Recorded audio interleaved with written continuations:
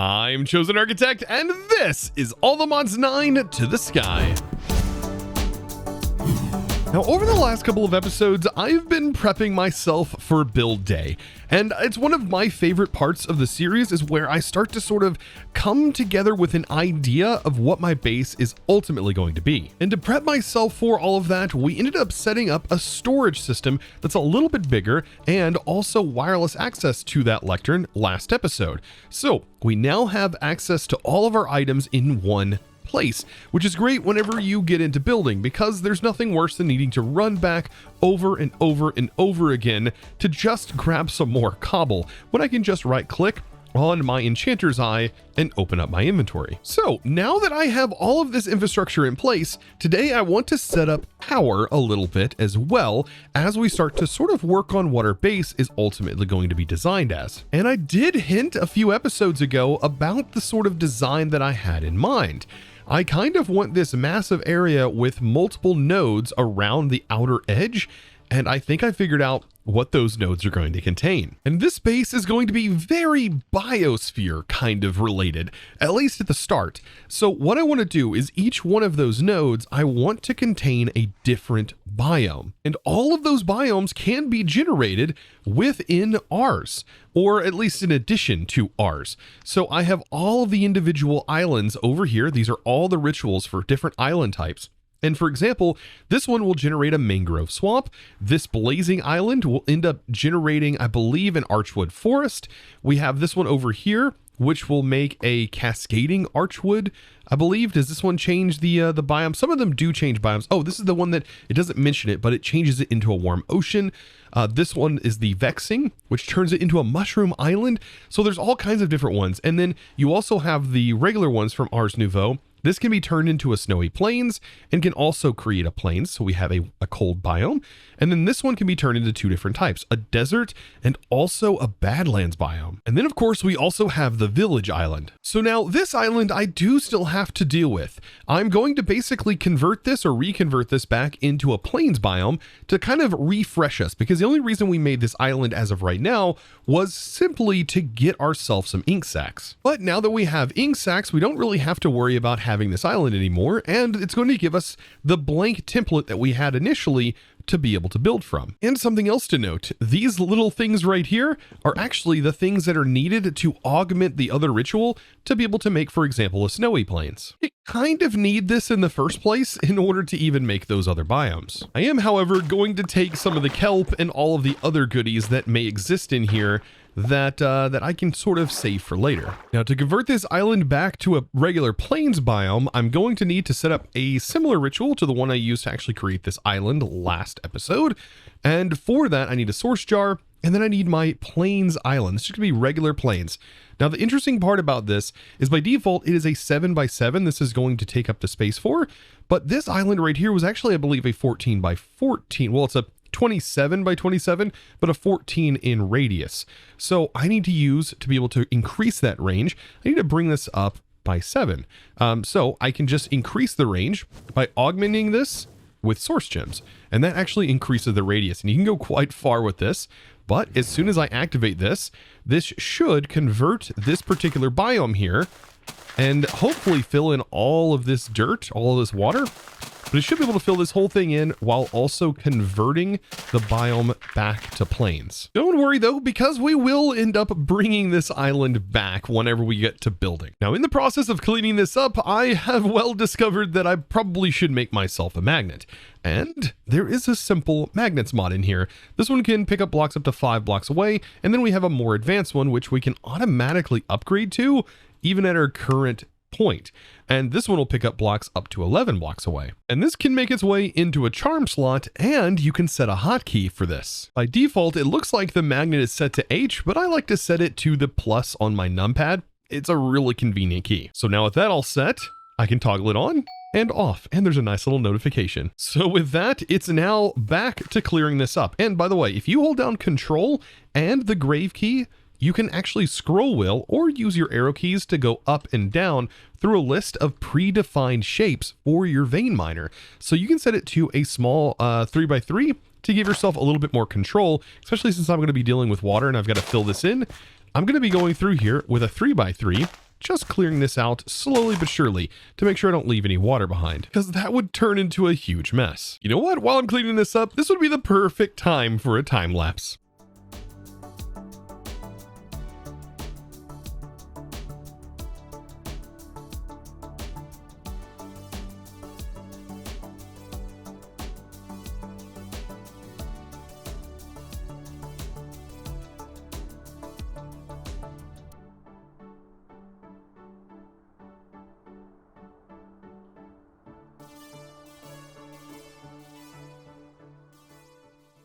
And perfect. That wasn't that bad at all. I mean, not for you. You got to see a time lapse. But now that this island is cleared up, let's talk a little bit about the specs of this particular island. Now, by default, this particular island that we are on is 41 blocks in its radius. So we have 41 blocks from this corner to the other corner, and same on both sides.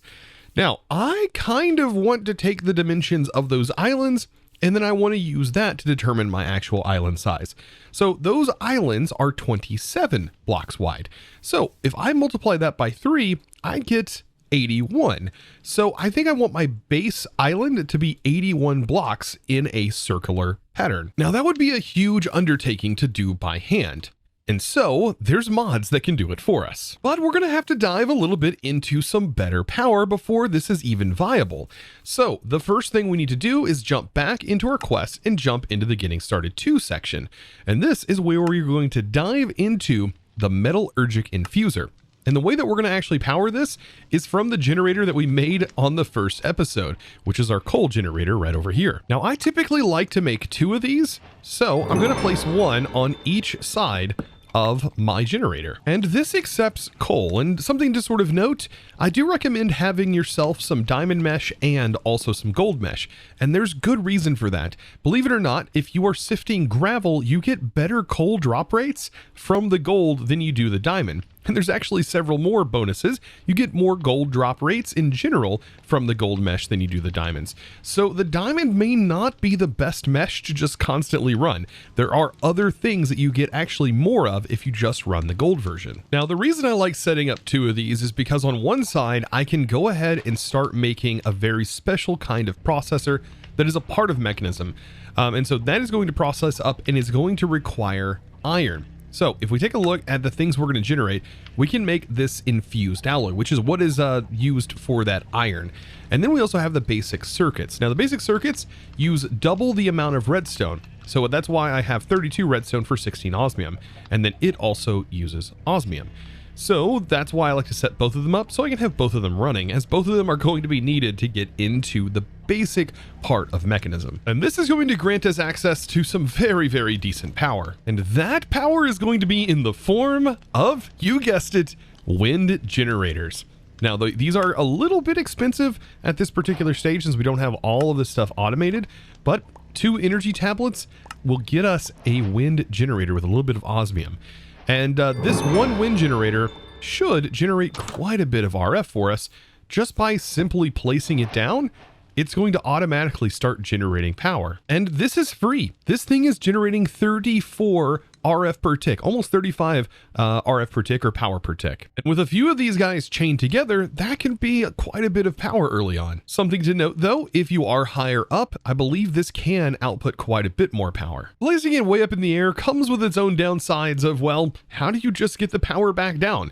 You'd have to make tons of cables, and that would get way more expensive than it's worth. So might as well just make more down here. Now, another cool part about this generator is this gives us access to being able to charge things. So at the moment, I haven't made anything that needs to be charged, but let's take a look at some useful tools, like for example, any of the building gadgets. So building gadgets are not too expensive to make and are going to be fantastic tools, especially the exchanger. And we should be able to take this and now charge it up inside of the windmill. While slowly charging up, it still is charging the item. And that alone is going to be a big game changer and definitely an important part of early power. Now, you don't need the windmill to charge, as you can also use the coal generator to technically charge things as well inside this slot. But keep in mind, that costs coal, this costs air. So now with all of that power, I can put it to some good use. And one of the uses is the builder itself. And this block right here is amazing. Now, I know we have all of our nice little tools right here, for example, the building gadgets, which are going to be great. But for building out your base foundations, I feel like the builder is just absolutely unbeatable. And one of the things that makes it unbeatable is just the fact that we have all this customization that we can do. So starting out, we have a regular shape card, and I want to go ahead and actually make a shape card because this is what's going to allow us to build with our builder and actually have it place in blocks. But you can actually have it destroy. You can also have it place and also pick up fluids, which is another powerful part. And you can even have the builder constantly looping in its operation in trying to place a block.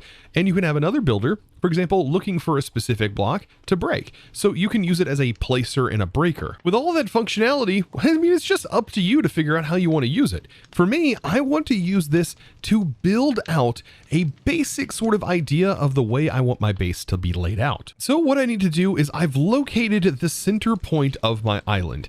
And I need to go ahead and build up, and I want to do this up top here. I'm going to break a hole through the roof that we're eventually going to be clearing this out anyways, but I'm going to go ahead and break this up here and build up. So right here is actually where I'm going to get started with my builder, and I can go ahead and get it placed in. Now, as of right now, it's not really doing anything. It doesn't have power, it doesn't have any shape card, and we've not given it a redstone signal. So now as far as the power goes, we should probably fix that. So what I'm going to do for power on this is I'm just going to use these windmills for right now. And that should be enough power. You don't have to have it constantly powered in order for it to work. You just need a little bit of power. And that's where these windmills are going to come into play. So I just want to place them in like this, so that way the green power spot is facing in on the machine. And there we go. So now I have 3 windmills. They are definitely crashing into each other, but this gives me enough to be able to power this thing. Now, this is where this mod can get kind of complicated because it does utilize numbers, but keep in mind that if you don't sit there and power this thing, if you do not give it a redstone signal, it's not going to build or do anything. So you can kind of play around with things until you get them just the way you want them before turning it on. And if you do make a mistake and you do turn this on without really knowing what's going on, you can always basically create another card that's a breaker card that can break the exact thing that you just laid out. But keep in mind that breaker card is a bit more expensive. This, well, it just requires some brick and paper. So you definitely want to try your best to be as accurate as possible. So how do we set this up and start working on things? Well, I've already laid out in my base and I already know roughly the size that I want this area to be. And if I open this up, we can now start to preview. I mean, we don't have a preview over here, but we can start to preview our actual dimensions. Now, just because we don't have a preview in here right now, we actually have a preview inside the builder whenever we hit the preview button. And so there is a whole interface here, and this support preview allows us to actually see it in world after we've, well, set it in our card. Now, I want to, I believe, make a circle. So we can go to dome, there's a top dome, there's a bottom dome. You can kind of get the idea of what these shapes are going to be. There's a full sphere and there's a cylinder. Now in my particular use, I want to make a cylinder that is hollow. I just want to make an outline for right now of the size that I want this to be. And I want my actual, the whole build to be 81. So 81 is our ultimate size. And if we divide that by 2, we get like 40.5. So 40, let's go ahead and try 40 and let's see if this gets us what you want. And now this is your X, Y, and Z value.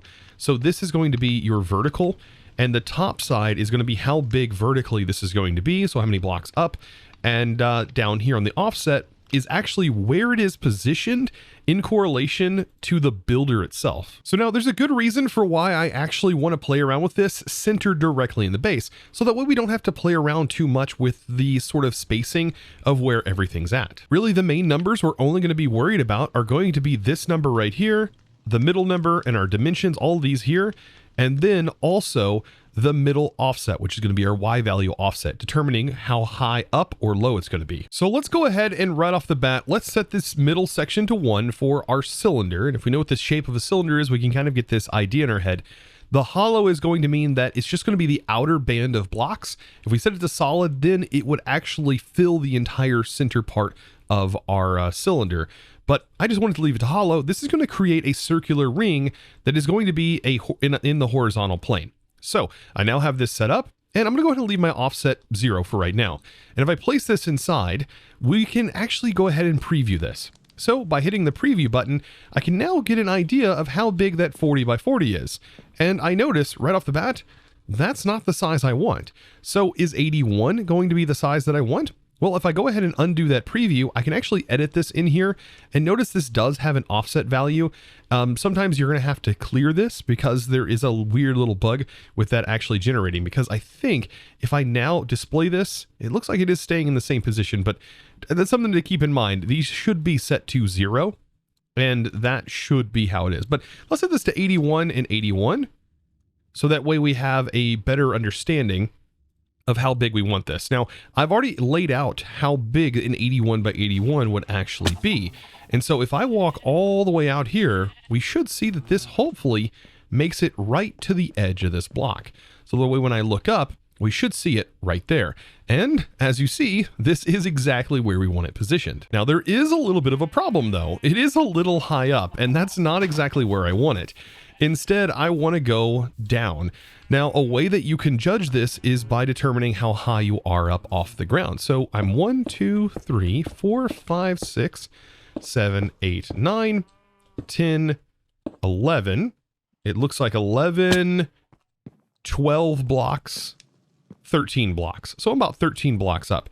So the way that I can do this is I can set this value, set these back to 0. And I can set this middle Y value to -13, and let's see if that's going to bring it down 13 blocks. That is, of course, the goal. And when I do this, notice it is now exactly in line with the floor. And this is actually where I want this to be placed. So it is now in the position that I want it to be in. Something I want to note is I know that these values are changing. So I'm going to turn off the support here, and I know these values changed again, but I'm just going to make sure before I turn this back on that I set them to 0, and I make sure this is set back to 13 just before I toggle anything, because I do not want it to change or reset. It's going to make it a little bit hard if I do that.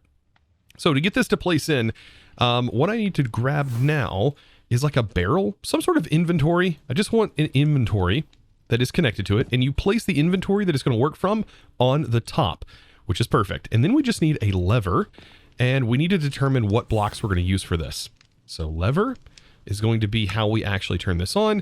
And I want to use these Kiwi blocks. So let's grab as many of those as I have. I think that might be enough. And this is going to outline a much bigger circle for me. So as soon as I give this a signal, we should see this thing built. And there it goes. And this whole thing just got built. Now, it didn't finish this section because I think we ran out of blocks. So all I have to do now is go over here. Let's grab a couple more of these blocks that I have being built over here. And then I'm going to fly up to get back up here. Perfect. And I should be able to put those back inside. And then that now has finished up all of the building. So there we go. We now have a basis for how I want to set up my base. But this is just one minor part of this whole base and whole setup. Of course, I want to have this whole thing filled in, but I want this outer section to be something totally different. And so for that, I think it's now time to start, well, shaping up this area and making it not so, well, circular. Because as much as I love circles in Minecraft, it does kind of make it a little bit limiting in the way that we can start designing things and adding stairways and, of course, adding verticality, which I really love in Skyblock. Now, remember how earlier I said this particular base is set up to be a 41 by 41? Well, what we actually need to do is to bring this out a couple more to get it out to about 45. And there's a good reason for this, and that is because that means it is now divisible by 3. And I typically like to think of things being separated by 3s. So if I go 1, 2, 3, 1, 2, 3, 1, 2, 3, and so on and so forth, if I'm set out to 45, that gives me an interior space that is divisible entirely by 3. So technically, this goes out to 41, then it'd be 41, 42, 43, 44, 45, and then 45 is the interior space, and then this would technically be an outer wall. And so this is now where building gadgets is fantastic, because what we can do is we can use this, by the way, and holding down G, we can make sure we select the build to me, which is going to be what we want. And with the materials in our hand, we can shift right click on the block that we want to actually place, and then just look ahead until we find the block that we want to intersect with. And so by doing this, that should place in all of that stone that I have in my inventory. Notice, however, it did place one lower, but that's fine because we can always build up. And all I have to do is just repeat this, and that should give us a perfect square. Then I can just go ahead and break these outer edges here. Now, if you want to get a little fancy, what I can do is I can go 1, 2, and then 3 out, just like this. And then I can go 2 blocks on the side of that, and then just sort of clear this off, and this will give me a nice sort of beveled edge, a nice rounded off edge, which is going to look pretty nice, specifically if we're going to have other things that are going to be sort of circular. And so now for the fun part, I am going to remove all of the calcite brick from the side and extend my dirt outward. And so with all of that calcite gone and collected because we have a magnet, I can now utilize another building tool, which is the wand. And this is going to be great for very, very large areas. So for example, this right here works perfect. Now a tip, there's a couple of different things you can do with this. You can hold down Control and Shift and right click the area or the air, and then this actually pulls up a menu where you have a ton of different options. So some notable things, you can change the actual direction by holding down Shift and scroll wheel, but you can also change that in that Control Shift menu whenever you right click in the air. Notice it says right here, restrictions, and you can change this to all kinds of different modes from here. Another thing to note is the randomize mode. So if you have this on, it's going to place items randomly that are in your hotbar whenever you do this, which is pretty cool for random block placement. But another thing that you can do with this is you can also undo and also select blocks by just simply putting them in your offhand. So there's a lot of tips that I just covered right there, but notice I just placed this down. But if I made a mistake and I placed blocks right here, holding down Control and Shift while looking at these blocks also allow you to undo. So if you make a huge mistake, you can definitely undo it. And huge mistakes can 100% be made, especially with this particular one with the diamond version and, well, the infinite version as well. I may have made a few mistakes in my time. Maybe, and didn't actually know that you could undo back then. So it's definitely a useful thing to know. And this is going to make filling in large areas just a breeze. It is just so much easier, and you can get so much more done in a shorter time span. So I've started to build up this wall, and the more I play around with this, the more I'm falling in love with a design that I'm coming up with. I'm thinking about this being like a sewer pipe and having one on each side that is going to be draining down into this middle area. Now I know this may be hard to kind of visualize at the moment because I'm just using stone, but in reality, these are going to be changed into different materials down the road. I do want to go with a dark and orange sort of theme with a lot of things. And having these pipes sort of integrated here gives me a little bit of space to play around with. So if we go ahead and take our 3 blocks here and go 1, 2, 3 out, I know that right out here would give me a nice amount of room. So we have 1, 2, 3, 1, 2, 3, and then 1 right here. This would technically be a 1, 2, 3, which would be on this line, and then this would be an interior wall. But of course I have this planted here. So I think what I'm going to do is I'm going to go back 1, and this gives me a perfect 9 by 9 room that I can sort of build out. Now, just to help you visualize kind of what I'm doing, this outer edge that you see right here is going to be utilized, but I also want to utilize this space as a walking space to be able to make my way either to some sort of portal room where I could teleport to different locations or what have you. Still don't know what I'm going to do with this area yet, but I do know that the area is going to kind of stop right here. And so we're going to have this amount of space where we can continue to build these platforms up, but I'm going to be building this on this level. So essentially I need to build this up quite a bit right here. So I'm going to go 1, 2, and 3. And now I should be on the right level. You can see I made a mistake. So thankfully I can remove that. And there we go. Now I'm on the correct level. So now that I have sort of the structure sort of built out, you can really see the sort of design on the map. And the goal that I have is basically this is going to be a square face where you walk up into this area. There's going to be a big pipe here. These are going to be kind of like structures with faces on the inside. It's going to be kind of hopefully in a darker theme. I'm hopefully going to try and be able to integrate some futuristic sort of themes, but I want a wall right here where the back of this whole area allows me to have access to cables and stuff in the back, because I do really love the idea of hiding things. And so to kind of demonstrate that, what I have done is basically every 10 blocks, leaving a little bit of room for a face here. I'm going 1, 2, 3, 4, 5, 6, 7, 8, 9, 10. And every 10 blocks, I'm basically closing this back area in, giving me a little bit of room in the front. And I'll just have tons of walking space throughout the middle. And I'm using the building gadget to extend this. You gotta love the new animations that Dyer added. It's just so good. And if the animations are something you love, you can actually go in here and you can change this. There are a bunch of different ones that you can change it to. I believe this one is set to grow. You can do fade. There's also squish. There's grow up, which I really like grow up. There's raise up, and then there's the snap. The snap one is, yes, a Thanos reference. Let's see, I like the grow up. That one is my favorite. So there's grow, which is what we have. Or actually, no, I like raise up. Raise up is pretty cool. You got to see this, especially with this mode. Oh, it's so neat because it just reminds me of like bricks being laid in a very satisfying way. Oh, I got to see that again. It's so good. Now, all of this space is just going to allow me to make all of this modded stuff happen a lot easier. And I recommend if you're building a base, spread things out. You're not only going to help reduce the amount of latency you're going to get in your world or FPS lag, but you're also going to give yourself more space, and more space just makes things a little bit easier to work around. Now, you may notice these pipes here, and the longer I look at the pipes, the more I see what I actually want to do with these. And I think it's going to involve the centralized structure that is going to be right here as soon as we clean this up. Of course, that is going to happen a little bit later on. But the goal maybe is to have this linked in some snaking way and linked into what is going to be the main structure. I have so many ideas. I just need the time to be able to implement them. Now, I do want to show you briefly what this is sort of going to look like. So I'm going to go ahead and change these logs up.